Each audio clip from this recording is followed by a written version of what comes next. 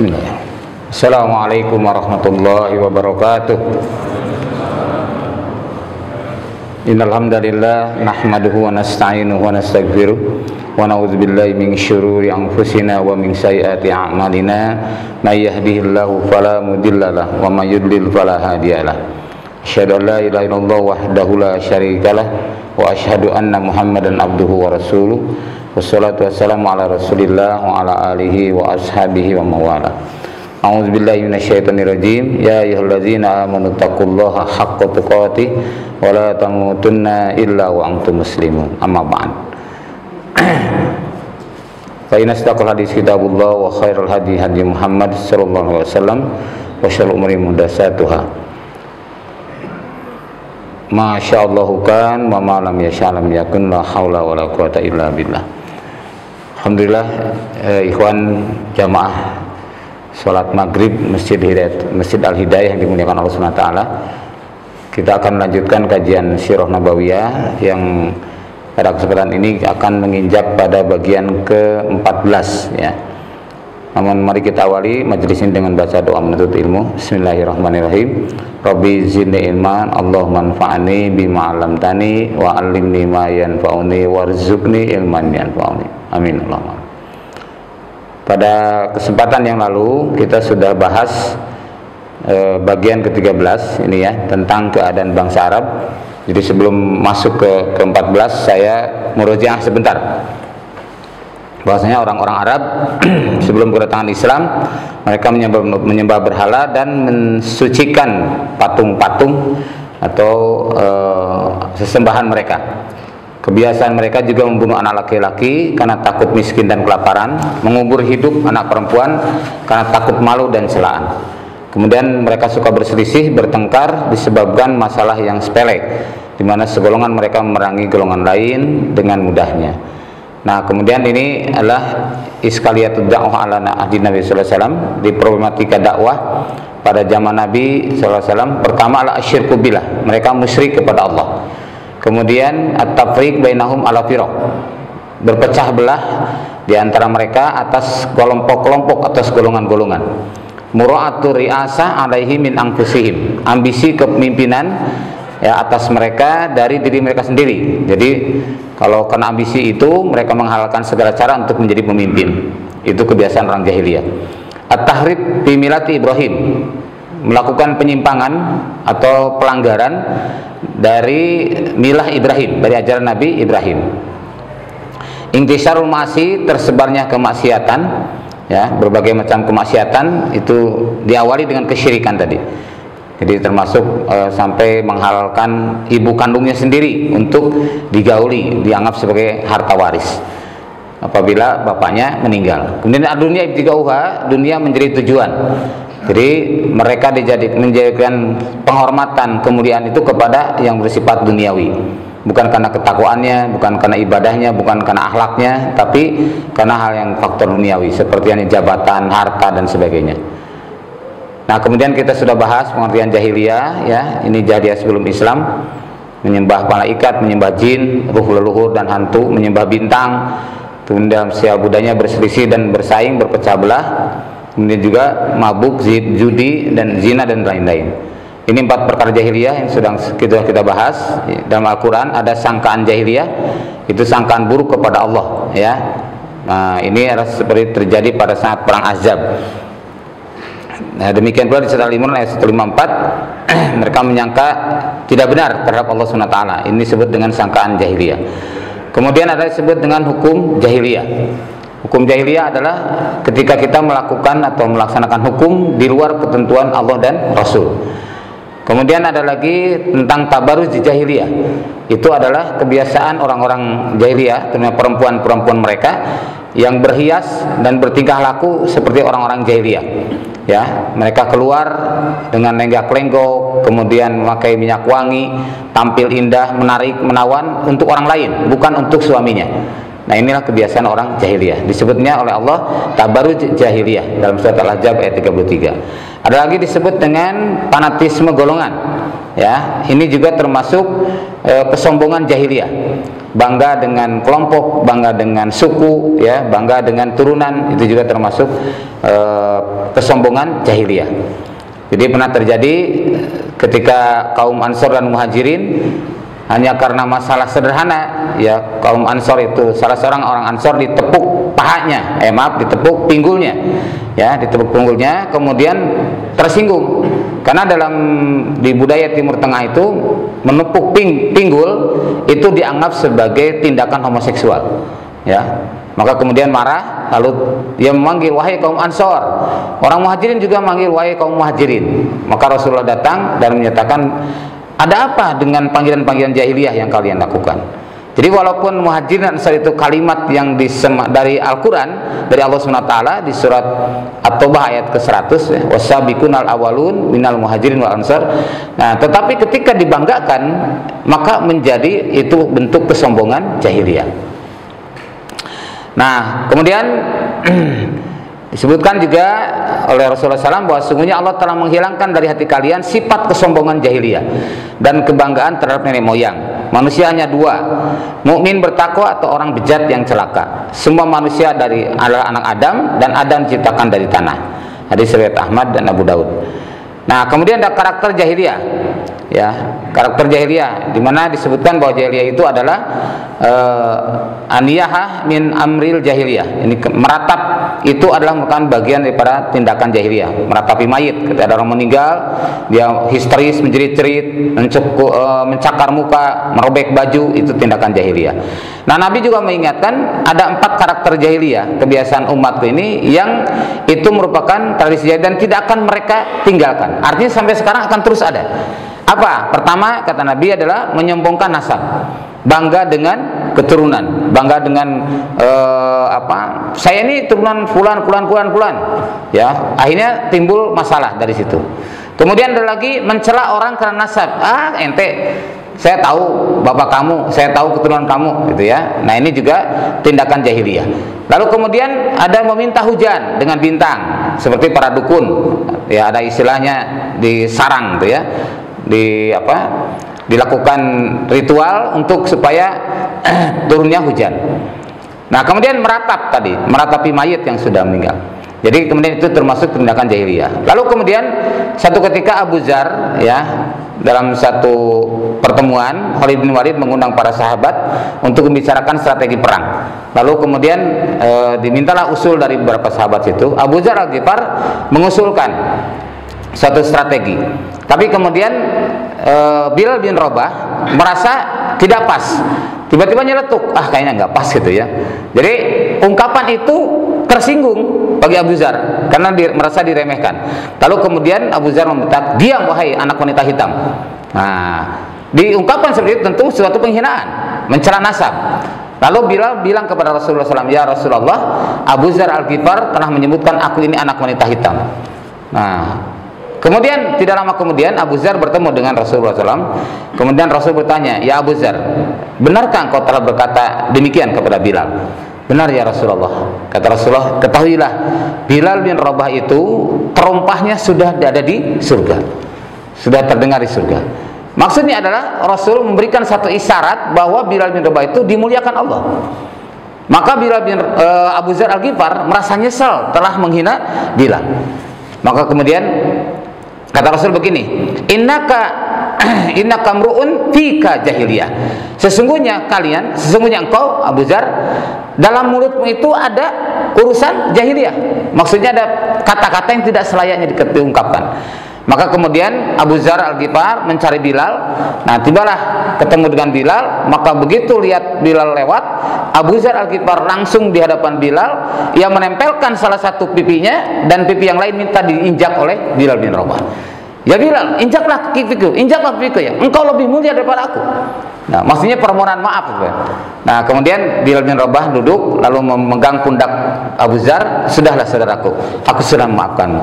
Nah, ini contoh perbuatan jahiliyah tadi. Jangan sampai kita merendahkan atau mencela orang lain. Nah, kemudian ada disebut mati jahiliyah, yaitu keadaan mati di mana tidak terpimpin oleh seorang imam. Disebutkan di sini dalam kitab Al-Kabair susunan Imam Az-Zahabi, demikian pula dalam kitab Fathul Bari yang ditulis oleh Ibnu Hajar Al-Asqalani syarah Imam Bukhari, disebutkan bahwa imitan yaitu adalah halatul mauti kamauti ahli jahiliyah, yaitu mati sebagaimana matinya orang jahiliyah, ala dolalin, atas kesesatan, walaisa lahum imamin mu'tain, dan tidak adanya imam untuk ditaati. Nah, kemudian apakah mati jahil itu mati kafir? Disebutkan selanjutnya di sini bahwa wal muradu, ya, walaisal muradu annahu yamutu kafirun. Jadi yang dimaksud mati jahil bukanlah mati dalam keadaan kafir, bal yamutu asyan, tapi mati dalam keadaan maksiat. Kita tentu ingin mati dalam keadaan taat, ya. Nah, ini kemudian macam-macam syirik sudah saya jelaskan juga, bahwa ada 11 macam yang dijelaskan di sini. Pertama, penyembahan kepada patung, ya, kuburan, tempat keramat, jimat dan lain-lain. Kemudian sihir, kemudian dukun, ya, atau paranormal, anujum, kepercayaan pada bintang atau zodiak, atiaro, kepercayaan kepada hewan atau pada burung. Kemudian taparuk wa ta'assub, perpecahan dan bangga pada golongan. Lalu kemudian halafa bi ghairillah, bersumpah tidak dengan nama Allah. Kultus individu, bangga kepada guru, kepada alim, pada rahib, pada pemimpin dan lain sebagainya. Tidak menunaikan zakat, ini juga termasuk syirik. Nah, itu ayat-ayat yang dituliskan sebagai dasar pengambilan. Menyembah dan atau mengutamakan hawa nafsu. Jadi kalau urusan hawa nafsu habis-habisan, tapi kan urusan keimanan habis beneran, artinya tidak ada. Nah, kemudian yang 11 riya dan sum'ah. Riya itu ingin dilihat, kalau sum'ah ingin didengar amal-amal kita. Nah, itu sudah kita jelaskan, bentuk perpecahannya sudah dijelaskan bahwa ada 360 patung sehingga membuat kelompok-kelompok dari patung-patung itu sendiri. Tiap kelompok punya ciri dan patung sendiri. Kemudian ambisi kepemimpinan, ya, mereka menghalalkan segala cara untuk menjadi seorang pemimpin, karena pemimpin itu berhak menentukan kebijakan sekehendaknya sendiri. Kemudian penyimpangan penampilan Ibrahim, termasuk pada saat tawaf mereka telanjang, ya, keliling Ka'bah, lalu kemudian mereka menyembelih hewannya yang dia bawa, dikucurkan darahnya kepada berhala-berhala yang mereka bawa. Nah, kemudian tersebarnya kemaksiatan seperti tadi, selain perjudian dan perzinahan, juga seorang anak sampai menggauli ibu kandungnya sendiri karena ayahnya meninggal. Nah, kemudian dunia menjadi tujuan utama, jadi dihormati dan dihargai seseorang karena dunianya, bukan karena faktor ibadah atau akhlaknya. Nah, itu sudah kita sampaikan. Nah, sekarang masuk kepada bagian ke-14, ya, dalam Khulasah Nurul Yakin sebagai acuan untuk urutan kajian kita. Yang ke-14 adalah dakwah sirriyah, dakwah secara sembunyi-sembunyi. Jadi sebelum perintah dakwah ini mengalami musim paceklik, Muhammad bin Abdullah bersepakat dengan pamannya yang bernama Abbas bin Abdul Muthalib. Jadi paman Rasulullah SAW itu yang masuk Islam adalah Abbas sama Hamzah. Adapun yang tetap kafir adalah Abu Lahab. Itu pamannya sendiri. Jadi masih kakak beradik dengan bapaknya Rasulullah, Abdullah. Tapi kalau Abu Jahal itu bukan pamannya langsung, ya, beda bapak beda ibu dengan bapaknya Rasulullah. Abu Jahal itu dari samping, masih pamannya juga. Kemudian saat Muhammad diangkat menjadi nabi, Ali berusia 8 tahun, itu oleh Rasul diadopsi menjadi tinggal di rumah beliau. Karena musim paceklik tadi Abu Thalib merasa kesulitan, maka kemudian dibagi-bagi. Sudah, kalau gitu Ja'far ikut Abbas, Ali ikut Rasulullah SAW, ikut Nabi Muhammad. Waktu itu belum jadi Rasul, ya, ketika Ali usia 8 tahun. Nah, tahun ketiga kenabian datanglah perintah dakwah sirriyah. Nah, maka dengan turunnya Quran surat Al-Mudaththir ayat 1-7. Nah, ini ayatnya. A'udzubillahi minasyaitonirrajim. Bismillahirrahmanirrahim. Ya ayyuhal muddatsir qum fa'anzir wa rabbaka fakabbir wa siyabaka fatahhir wa rujza fahjur wa la tamnun tastaksir wa li rabbika fasbir. Jadi kalau kita lihat poin-poin ini dalam tafsir Ibnu Katsir dijelaskan, juga tafsir-tafsir yang lain termasuk dalam Sirah Nabawiyah yang ditulis oleh Syekh Syafiur Rahman Al-Mubarakfuri, bahwa inilah awal pertama Nabi diperintahkan berdakwah. Jadi tidak langsung terang-terangan, tapi secara sirriyah dulu, secara sembunyi-sembunyi. Yang ini juga masih berlaku sampai sekarang, termasuk di daerah-daerah minoritas kita, ya, minoritas muslimin. baik seperti halnya di Papua atau di daerah Sulawesi, daerah Poso itu, termasuk juga di luar negeri ya, seperti di Eropa, di Amerika, di Australia, itu berjalan pola ini. Itu syariatul dakwah. Yaitu dengan ayat ini perintah untuk bangun orang yang berselimut. Berselimut di sini maksudnya adalah bersembunyi ya. Rasulullah SAW bersembunyi. Nah, sejak itu sekarang bangkitlah. Kum fa'anzir, bangkitlah dan sampaikan peringatan. Maksudnya sampaikan dakwah. Wa rabbaka fakabbir, dan Rabbmu maka agungkan. Maksudnya tetap dalam niatnya dan dalam sikapnya tetap mengagungkan Allah. Jangan sekali-kali merasa mampu, merasa hebat, merasa bisa ya. Hendaknya serahkan semuanya kepada Allah. Wasiyabaka fatahhir, dan pakaianmu sucikanlah. Ya, waruzza fahjur, dan perbuatan-perbuatan maksiat tinggalkan. Jadi segala pelanggaran ditinggalkan. Wala tamnun tastaksir, dan janganlah kamu meminta yang lebih banyak. Atau maksudnya jangan sampai minta imbalan atau memberatkan orang-orang yang didakwahi, orang-orang yang diajak. Wali rabbika fasbir, ujungnya, dan karena Allah hendaklah engkau bersabar. Jadi inilah pesan-pesan yang disampaikan dalam surat Al-Mudaththir ayat 1 sampai 7. Nah, sebelum surat Al-Mudaththir ini sebagai idadu dakwah, persiapan dakwah Rasulullah SAW, Allah turunkan dulu 3 surat ya, yaitu surah Al-Alaq, di dalamnya mengandung perintah membaca untuk belajar, kemudian memuliakan Allah, mengagungkan Allah, mengajar dengan Al-Qalam, maksudnya dengan pena. Termasuk juga disebutkan dalam surat Al-Alaq itu ada 6 tipe objek dakwah ya, ada 6 tipe objek dakwah. Ada disebutkan innal insana layatgho, sesungguhnya manusia itu melampaui batas. Contohnya seperti Fir'aun, maka Nabi berhadapan dengan raja-raja pada saat itu. Kemudian ar-ra'ahu stagna, ya, kamu lihat ia merasakan cukup. Nah, sosok ini seperti Abu Lahab. Kemudian ara'aital ladzi yanha 'abdan idza shalla, orang yang mencegah hamba untuk mendirikan salat, termasuk mencegah tegaknya syariah. Ini contohnya Abu Jahal ya, Abu Jahal. Kemudian yang keempat ada ara'aita in kana lal huda, orang yang tadinya melarang kemudian mendapatkan petunjuk, seperti hanya Umar, musuh menjadi sahabat, lawan menjadi kawan. Umar bin Khattab, Khalid bin Walid dan sebagainya, banyak sekali musuh-musuh Rasulullah kemudian menjadi sahabat Rasul. Kemudian yang kelima ada amaru bit taqwa, orang yang selalu merintahkan pada takwa. Ini dari sebelum Islam dia sudah menjadi orang baik. Sosoknya Abu Bakar As-Siddiq radhiyallahu anhu. Nah, yang keenam ara'aita in kadzdzaba wa tawalla, orang yang mendustakan dan berpaling. Sosok ini adalah orang-orang yang munafik, orang yang murtad dan lain-lain. Itu banyak sekali terjadi pada saat itu. Maka 6 tipe ini sudah disebutkan dalam surat Al-Alaq sebagai persiapan Rasulullah SAW untuk berhadapan dengan medan dakwah, bahwa seperti itulah yang akan dihadapi beliau. Kemudian di surat Al-Qalam ya, surat yang kedua turun, itu tuduhan gila sebagai reaksi atas dakwah Rasulullah. Maka Muhammad yang tadinya digelari jadi Al-Amin berubah menjadi Majnun. Maka kita pun harus siap. Kalau kita menjadi seorang dai, datang ke suatu tempat di mana apa yang kita sampaikan ini baru buat mereka, maka konsekuensinya akan seperti ini. Ya, suatu saat mungkin dianggap sebagai orang gila.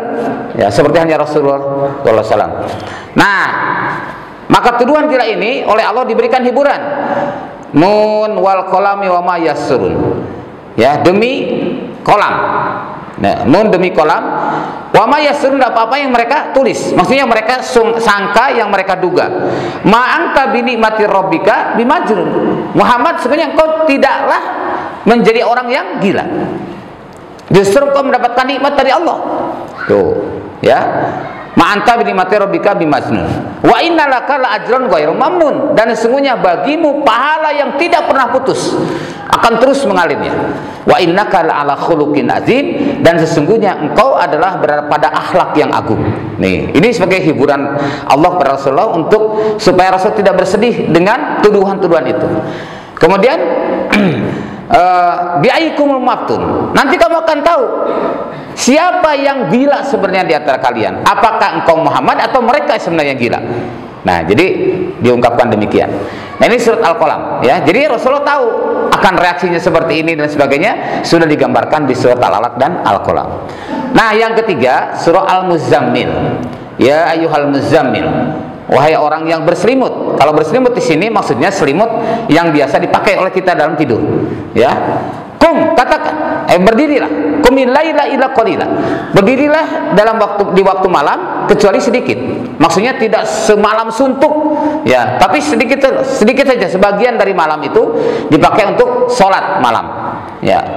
Ya, salah oleh engkau Quran itu dengan tartil.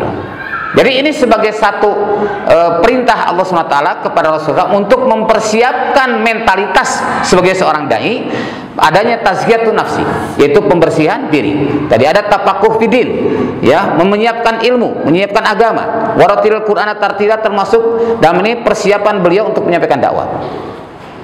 Ya, kemudian inna nasyiatal laili asyaddu wa tawamu qila. Sesungguhnya malam itu menimbulkan kesan yang sangat kuat. Maka Allah berjanji, inna sanulqi alaika qaulan saqila. Sesungguhnya kami, ya, sanulqi akan aku tanamkan alaika kepada engkau Muhammad qaulan saqila, ucapan-ucapan atau ungkapan yang berbobot. Maka luar biasa, karena sholat malam inilah Rasulullah SAW bisa mengungkapkan kalimat-kalimat yang berbobot, bisa memberikan kata-kata yang penuh hikmah dan sebagainya. Maka disebutnya jawami'ul kalim. Nabi itu adalah sedikit ungkapannya tapi berbobot luar biasa. Ya, ini karena salah satu di antara buah dari sholat malam. Nah, ikhwan fillah, maka dengan ini Rasulullah SAW mulai berdakwah, ya, dengan bekal tadi, bekal ruhiyahnya. Jadi selama 2,5 tahun sebelum adanya perintah dakwah, Rasulullah SAW disiapkan Allah dengan jiwanya, dengan ilmunya, wawasannya, termasuk medan dakwah yang akan dihadapi, reaksi dakwah akan terjadi, itu sudah disampaikan. Luar biasa. Nah, inilah pentingnya. Saya seringkali menyesalkan ketika ada seorang dai, seorang mubalik, tapi tidak pernah mempelajari awal-awal dakwahnya Rasulullah. Ya, jadi ujuk-ujuk gitu ya, nggak pernah mempelajari surat Al-Alaq sampai surat Al-Mudaththir. Padahal ini penting sekali. Ini hal yang sangat mendasar bagi setiap dai, bagi setiap ustadz, bagi setiap mubalik. Ini hal yang mendasar. Tidak boleh kita tinggalkan, termasuk kita sendiri, karena kita juga punya kewajiban, ya, menyampaikan dakwah itu setiap orang. Maka dakwah ini kewajiban setiap kita sesuai dengan kapasitas masing-masing. Walaupun tidak harus dengan ceramah, tidak harus khutbah, ya, tapi bisa dengan maliyah, dengan harta, bisa dengan risalah, dengan tulisan, ya, bil kitabah, dengan tulisan-tulisan atau bentuk-bentuk yang sifatnya cetakan, itu bisa. Misalkan bapak-bapak, misalkan pada ikhwan beli Al-Quran, ya, beli Al-Quran, taruhlah juz amma. Nah, kan ada surat Al-Ikhlas di ujung kan. Nah, berikanlah misalkan kepada orang Nasrani, tapi kita muqaddimah dulu, ya, obrolin dulu, ya, masya Allah. Ini luar biasa pengaruhnya, Pak. Nah, saya baru sekali punya pengalaman apa istilahnya, mengislamkan gitu ya, mengislamkan, karena waktu itu dengan supir Grab dari Cililitan ke Cilengsi. Ya, saya pulang dari Palembang, pulang di Pagar Alam, turun di Halim pakai pesawat, terus dari situ ke Cililitan. Di Cililitan saya sholat maghrib, habis sholat maghrib saya order Grab. Ternyata begitu qadarullah, yang supir itu orang Nasrani, aslinya orang Lampung. Ya, orang Nasrani. Ngobrol lah sepanjang jalan. Alhamdulillah, dalam waktu singkat sampai gerbang kota wisata dia menyatakan mau masuk Islam. Akhirnya sampai rumah, udah kamu parkir dulu itunya. Bapak masuk dulu ke rumah saya buka laptop ini, saya lihatkan. Nih Pak, ini ayat Al-Quran yang saya baca tadi. Jelas Allah menjamin kebenaran Islam. Ya, selain Islam tidak akan diterima. Jelaskan. Ini tentang Nabi Isa, saya jelaskan di Al-Quran. Hanya paham. Mantap, yakin. Siap syahadat, siap. Udah, akhirnya saya terima Islam di rumah, Pak. Masya Allah. Nah, ini semua ternyata luar biasa. Hikmah daripada ini, bahwa dengan kalimat-kalimat yang berbobot, pendek tapi mengena, ternyata memberikan pengaruh yang luar biasa. Nah, ini yang dilakukan oleh Rasulullah SAW. Maka orang-orang yang baiat pertama lah teman sekasurnya, yaitu Khadijah binti Khuwailid, ya, istrinya sendiri. Kemudian Ali bin Abi Thalib, sepupunya yang tadi sejak usia 8 tahun sudah ada di rumah Rasulullah SAW. Lalu Abu Bakar As-Siddiq, sahabat Nabi yang sebelum Muhammad diangkat jadi Nabi sudah bersahabat dengan Rasulullah SAW. Kemudian yang keempat, Zaid bin Harisah. Ini anak angkat Nabi yang dulunya adalah seorang budak. Ya, di masa itu Nabi kemudian akan memerdekakan Zaid bin Harisah ini, tapi oleh Khadijah istrinya diberikan sebagai hadiah. Sudah tidak perlu tidak perlu dibeli, tapi sudah dianggap dibeli oleh Rasul. Lalu kemudian Rasul dimerdekakan, jadilah kemudian anak angkat Muhammad. Maka dulu awalnya Zaid bin Muhammad, tapi setelah ada larangan tidak boleh kita menisbatkan anak yang bukan anak kita. Ya, misalkan ada kita nih anak pinter, dianakan Fulan, dia anak kita, itu nggak boleh. Ya, tetap aja harus anak bapaknya, jangan anak kita. Nah, kemudian Ummu Aiman ini mantan pengasuh Nabi yang kemudian bersama Khadijah dan Rasulullah SAW akhirnya ia pun masuk Islam. Jadi inilah 5 orang yang pertama kali baiat kepada Nabi. Dari situlah kehidupan berjamaah terwujud, di mana Nabi menjadi imam dan 5 orang ini menjadi makmum. Maka itu yang disebut dengan jamaatul muslimin.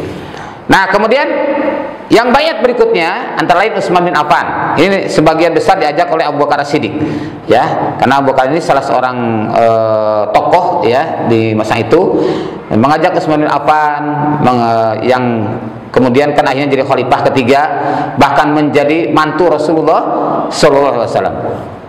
Kemudian Zubair bin Awam, Abdurrahman bin Auf, Sa'ad bin Abi Waqqas, Thalha bin Ubaidillah. Ini 5 orang ini termasuk Ali bin Abi Thalib itu adalah yang dicalonkan atau yang menjadi ahlu syura pada saat Umar meninggal. Jadi Umar menjelang meninggalnya, beliau mengangkat 6 orang untuk menjadi ahli syura menentukan pengganti beliau nanti setelah wafatnya. 6 orang ini. Nah, kemudian As-sabiqun awalun yang lainnya, ya. Jadi setelah halnya orang-orang tadi, ini juga termasuk karena sekitar 47 orang disebut as-sabiqun awalun itu. Maka dalam tarikh itu disebutkan sekitar 40-an orang. Nah, saya mencoba mencari referensi, ada ternyata kurang lebih sekitar 47 orang. Nah, antara lain Suhaib bin Sinan Ar-Rumi. Ya, ini bekas hamba saya atau budak yang ia adalah menjadi orang yang terakhir hijrah dari Mekah ke Madinah. Yang kemudian juga menjadi sababun nuzul dari surah Al-Baqarah 207. Ya, dalam surah Al-Baqarah kan a'udzubillahi minasyaitonirrajim. Wa minan nasi may yasri nafsahu tiga amardatillah wallahu ra'ufum bil ibad. Jadi di antara manusia ada yang menjual dirinya kepada Allah, ya, dan kemudian Allah Maha Penyantun lagi Maha Penyayang. Nah, ini Suhaib bin Sinan Ar-Rumi ini seorang yang jago pedang dan jago panah. Pada akhir hijrah tadi, beliau berangkat di mana Rasulullah sudah hijrah ke Madinah, kemudian seperti Utsman, kemudian Bilal, Umar bin Khattab beserta rombongan-rombongannya sudah juga berangkat ke Madinah lebih dulu. Nah, Rasulullah kemudian baru terakhir adalah Suhaib bin Sinan. Nah, Suhaib bin Sinan di tengah jalan dicegat oleh orang-orang kafir, oleh orang musyrikin Quraisy. Lalu kemudian kata Suhaib, apa yang kalian inginkan?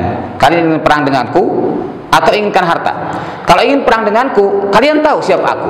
Aku ini adalah orang yang jago pedang dan jago panah. Maka demi Allah, kalian tidak akan bisa menyentuh kulitku selama pedang dan panah ini ada pada tanganku. Wah, digertak demikian pada ketakutan, ya. Oh ya, oke, kalau mau silakan maju. Nah, maka mereka yakin, waduh, nggak bisa nih melawan Suhaib nih, bukan orang sembarangan. Akhirnya jadi pilih mana? Pilih perang atau pilih harta? Rupanya mereka pilih harta. Baik, kalau pilih harta, aku akan lepaskan harta yang ke bawah ini. Ya, maka tapi jangan sekali-kali kalian menghalangiku untuk pergi. Akhirnya dilepaskan hartanya, mereka pun berebut dengan harta itu, lalu Suhaib pun pergi ke Madinah. Sampai Rasulullah SAW berjumpa di Madinah, kemudian diceritakanlah masa itu. Akhirnya Allah turunkan ayat surah Al-Baqarah 207 sebagai bentuk hiburan bahwa ada di antara manusia yang menjual dirinya kepada Allah, maksudnya dengan baiat tadi, ya, menjual dirinya kan dalam surat Al-Taubah ayat 111, innallaha ashtara minal mu'minina anfusahum wa amwalahum bi anna lahumul jannah. Sesungguhnya Allah telah membeli harta mereka, diri mereka itu dengan surga. yaitu menjual harta dan diri dengan surga, maksudnya adalah baiat. Jadi setelah itu kemudian yang kedua ada Ammar bin Yasir al-Unsi. Ammar bin Yasir ini adalah putra Yasir dan Sumayyah. Orang tuanya adalah orang syahid pertama dalam Islam. Ya, orang syahid pertama dalam Islam. Dan Ammar bin Yasir juga menjadi tanda, kata Rasulullah SAW, bahwa Ammar bin Yasir ini nanti akan dibunuh oleh para pembangkang. Ternyata benar, ketika konflik terjadi antara Muawiyah dan Ali bin Abi Thalib, terjadi perang sipil. Nah, itu adalah Ammar bin Yasir adalah berada di pihak Ali, lalu kemudian dibunuh oleh pihak Muawiyah. Maka itu menjadi tanda bagi semua para sahabat, begitu syahidnya Ammar bin Yasir, benar bahwa kalau begitu Ali yang benar, Muawiyah yang salah. Oh ya, Masya Allah. Kemudian yang ketiga ada Abdullah bin Mas'ud. Abdullah bin Mas'ud adalah seorang sahabat yang ahli tafsir, ya, sebelum Ibnu Abbas, karena beliau lebih tua. Ibnu Abbas itu kan generasi muda, maka disebut sigaru sahabat, sahabat kecil. Nah, kalau kita melihat dalam hadis ada kalimat abadilatul arba, ya, abadilatul arba itu adalah 4 Abdullah, yaitu yang dimaksud Abdullah bin Mas'ud, kemudian Abdullah bin Amr, ya, kemudian Abdullah bin Umar dan Abdullah bin Abbas. Ya. Abdullah bin Mas'ud adalah ini orang-orang termasuk as-sabiqul awalun. Kemudian Abdullah bin Amr putranya Amr bin As. Kemudian Abdullah bin Umar putranya Umar bin Khattab, dan Abdullah bin Abbas putranya Abbas bin Abdul Muthalib. Lalu kemudian ada Abu Dzar Al-Ghifar, ya. Abu Dzar Al-Ghifar adalah seorang sahabat yang datang dari suku Ghifar, yang dia seorang pemberani. Maka sehingga ketika sudah baiat pada Rasulullah SAW, ia menyatakan keislamannya di depan Ka'bah, sehingga sempat digebukin oleh orang Quraisy, tapi diselamatkan oleh Abu Thalib. Kemudian ada Sa'ad bin Zaid al-Adawi al-Quraisy. Ini adalah adik iparnya Umar bin Khattab, yang nikah dengan adiknya Umar bin Khattab, yaitu Fatimah binti Khattab. Kemudian ada Al-Arqam bin Abil Arqam. Ini sahabat yang rumahnya dipakai untuk pembinaan para sahabat yang lain. Maka ada disebutkan Darul Arqam, itulah rumahnya Al-Arqam bin Abil Arqam. Rumahnya di kaki Bukit Sofa, dekat Bukit Sofa. Demikian. Dan demikianlah para ikhwan, jamaah salat subuh, jamaah salat maghrib yang dimuliakan Allah. Inilah as-sabiqunul awalun, ya, yang mereka orang-orang yang pertama kali berbaiat pada Rasulullah SAW dan kemudian mengikuti Rasulullah sampai wafatnya. Jadi kalau dengar kata baiat nggak usah kaget, ya. Dalam tarikh itu banyak sekali disebutkan. Nah, ada baiat Islam, ini seperti baiat Islam. Nah, kalau mereka baiat Islam sekaligus baiat imaroh, baiat kepemimpinan, karena Rasul itu sebagai pimpinan sentral, sebagai imam. Ada baiat jihad seperti di Hudaybiyah tahun 6 Hijriah. Jadi secara banyak 1.400 atau 1.500 sahabat menyatakan baiat setelah mendengar berita Utsman bin Affan dibunuh. Oh, udah masuk Isya ya. Baik, setelah itu kemudian ada jadi baiatun nisa atau baiatul mukminat. Sebagian kaum mukminat yang menyatakan baiat pada Rasulullah dan diabadikan Allah dalam surah Al-Mumtahanah ayat ke-12 dan seterusnya. Jadi kalau baiat imaroh di masa Rasul wafat, kemudian langsung kepada Abu Bakar wafat, kemudian kepada Umar dan seterusnya. Demikian ikhwan fillah, azakumullah, sebagai penjelasan dari bagian ke-14 dalam Nurul Yakin. Mudah-mudahan ada manfaatnya. Mohon maaf, kita skor dulu ya untuk azan Isya. Barakallahu fikum. Assalamualaikum warahmatullahi wabarakatuh.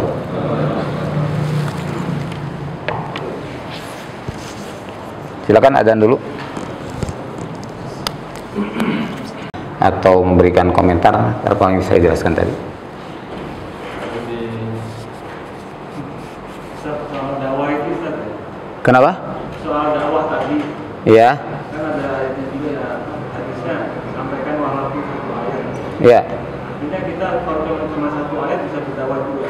Karena sekarang kan banyak kayak debat-debat gitu, kita diserang balik, kita nggak tahu jawabannya apa jadinya. Ya. Baik. Ya. Baik, pertama tentang kalimat balighu anni walau kana ayat, ya. Sampaikan dariku walaupun satu ayat. Itu maksudnya adalah bahwa kita tidak boleh menyembunyikan kebenaran. Ya. Tetapi tentu dalam hal ini Islam itu kan tidak serta-merta begitu tahu disampaikan, dia harus pahami dulu, didalami dulu, baru setelah itu diamalkan, baru disampaikan.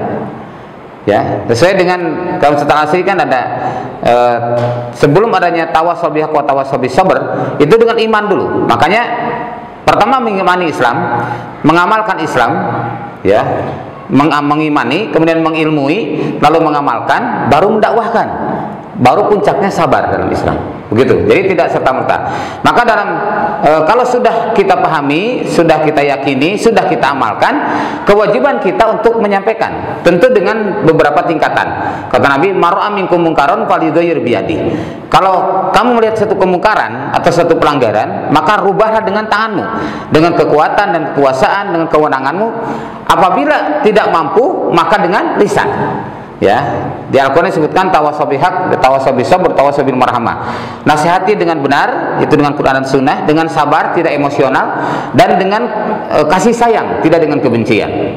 Nah, kemudian apabila tidak mampu dengan lisan, maka fabiqalbihi, dengan hati. Maksudnya apa dengan hati? Kita doakan, ya, doakan kepada Allah Subhanahu wa taala agar Allah berikan petunjuk pada mereka. Wa dzalika adaful iman, dan inilah selemah-lemahnya iman. Kalau tidak ada peduli sama sekali, tidak berdoa, tidak juga menyampaikan nasihat, atau tidak melakukan perubahan dengan tangan kita, maka tidak ada iman dalam hatinya. Demikian, ya. Ada lagi? Ya, silakan Pak Haji. Yang pertama, ini juga awal Rasul jadi Rasul kan. Ya. 10 tahun itu kaya. Ya. Mungkin awalnya mungkin juga belum ada syariat masih belum ada yang perintah belum ada yang masih juga akibat. Ya, terus Islam bersabar kan perintah sholat itu Rasul apa sudah berumatnya. Sudah. Ya, jadi Rasulullah SAW itu berada di Mekah 13 tahun, di Madinah 10 tahun. Nah, selama 13 tahun itu, sejak turunnya surat Al-Alaq, Al-Qalam dan Al-Muzammil, itu sebagai bentuk persiapan dakwah Rasulullah SAW. Itu tadi tentang medan dakwahnya sudah dijelaskan, reaksi yang akan terjadi sudah dijelaskan, ya. Lalu kemudian persiapan ruhiyahnya itu dengan surah Al-Muzammil. Maka dengan setelah turun ayat itu, Rasulullah SAW tidak pernah meninggalkan sholat malam. Nih, jadi sebelum ada sholat 5 waktu, sholat malam sudah diperintahkan. Maka Rasul tidak pernah meninggalkan sholat malam. Jadi waktu itu sebelum ada sholat 5 waktu, adanya sholat itu pagi dan sore. Misalkan pagi 2 rakaat, sore 2 rakaat. Nah, baru setelah Isra Mi'raj ada perintah 17 rakaat. Begitu. Nah, kemudian para sahabat radhiyallahu anhum, lalu apa yang mereka lakukan selain sholat sebelum sholat 5 waktu adalah dengan pendalaman tentang tauhid. Maka 9,5 tahun para sahabat sebelum adanya perintah sholat 5 waktu, mereka melakukan pendalaman kepada tauhid, sehingga menjadi bekal yang sangat kuat. Sehingga sholatnya itu dengan ruh tauhid, begitu, dengan ruh syahadat. Maka rukun Islam kan syahadat, sholat, gitu, baru kemudian zakat dan seterusnya. Itu yang terjadi, ya. Jadi luar biasa memang para sahabat, pondasi tauhidnya luar biasa kuat, sehingga sholatnya itu dengan ruh tauhid. Begitu, Pak. Ada lagi? Silakan. Sudah waktu 2 menit. Oh, silakan, Pak. Tadi Suhaib bin Sinan Ar-Rumi, ya. Waktu dicegat sama orang kafir tadi, kenapa percaya diri banget? Kenapa? Saya percaya diri banget. Oh, percaya diri banget. Ya, memang sudah seperti itu adanya. Adanya Suhaib bin Sinan Ar-Rumi ini memang dikenal di masyarakat Quraisy bahwa dia adalah bukan orang Quraisy, ya. Dia itu orang pendatang, datang ke Mekah. Lalu kemudian ia sering kali melatih diri sehingga mampu menjadi seorang jago pedang dan jago panah. Nah, dengan kepercayaan itulah, dengan ruh tadi, keyakinan ingin menyelamatkan imannya agar bisa sampai di Madinah, maka ungkapannya menggertak musuh dengan cara seperti itu. Kalian tahu semua tentang aku ini jago pedang, jago panah. Maka demi Allah, kalau selama pedang dan panah ini ada padaku, kalian tidak bisa menyentuh kulitku. Maka orang-orang Quraisy memang ketakutan, ya. Walaupun sebenarnya antara mereka waktu itu yang mencegat bukan hanya 1 orang, tapi beberapa orang. Tapi dengan itu rasa takutnya luar biasa muncul, sesuai dengan ayat Al-Qur'an, inna sanuqi ladzina kafaru fi qulubihim ru'bah. Sesungguhnya kami akan menanamkan rasa takut kepada orang kafir. Nah, ini juga sama. Jadi optimis betul. Makanya itu mereka rasa takut dan kemudian selamat sampai Madinah. Demikian. Ada cukup? Ya, baik. Kalau tidak cukup sekian ya, sudah masuk waktu persiapan sholat Isya. Oh, silakan Pak. Itu kita kapan waktu kan tadi dibilang ada awalnya Syria ya, apa maksudnya sembunyi-sembunyi. Kalau sekarang kayaknya kalau sembunyi-sembunyi dianggapnya kayak teroris misalnya. Ya. Dipakai. Ya. Jadi memang ini sebuah metode saja, metode di mana kita akan memperkenalkan satu konsep di satu komunitas yang baru, ya. Dan ini dilakukan juga oleh beberapa ikhwan kita, termasuk saya sendiri, ya. Saya ketika misalkan datang ke satu tempat di mana di situ mereka masih asing dengan apa yang akan kita sampaikan, ya, itu tentu tidak bisa spontanitas. Langsung ujuk-ujuk menyampaikan, apalagi menyangkut tentang perbedaan misalkan ya. Nah ini tentu ada orang tertentu yang dekatin dulu, begitu, seperti itu. Nah ini yang terjadi. Maka hari ini pun berjalan seperti di Australia, di Amerika, di Eropa, dan Islam berkembang pesat itu juga dengan itu. Nah, istilahnya ada dakwah fardiyah. Dakwah fardiyah itu dakwah perseorangan, ya. Dan ini dilakukan oleh Nabi juga para sahabat waktu itu di awal-awal Islam. Nah, jadi demikian. Jadi bukan perkara yang salah kalau kita melakukan seperti ini. Tetapi kalau misalkan tadi sesudah komunitas itu mendukung, kita masih sembunyi-sembunyi, nanti dianggapnya, wah ini ajaran apa lagi nih, gitu. Jadi kondisional sifatnya ya. Baik, demikian para ikhwan. Mohon maaf sudah masuk ke sholat Isya. Mudah-mudahan ada manfaatnya. Mohon maaf bila ada yang kurang berkenan atau ada yang keliru. Jadi jangan ragu-ragu kalau para ikhwan melihat ada yang saya sampaikan ini salah. Setelah selesai sholat nanti tegur saja. Salah di sini, gitu ya. Tidak usah. Bismillah ya. Kita sama-sama ingin selamat dunia akhirat. Demikian walaupun subhanakallahumma wa bihamdik asyhadu an la ilaha illa anta astaghfiruka wa atubu ilaik. Walhamdulillahirabbil alamin. Wassalamualaikum warahmatullahi wabarakatuh.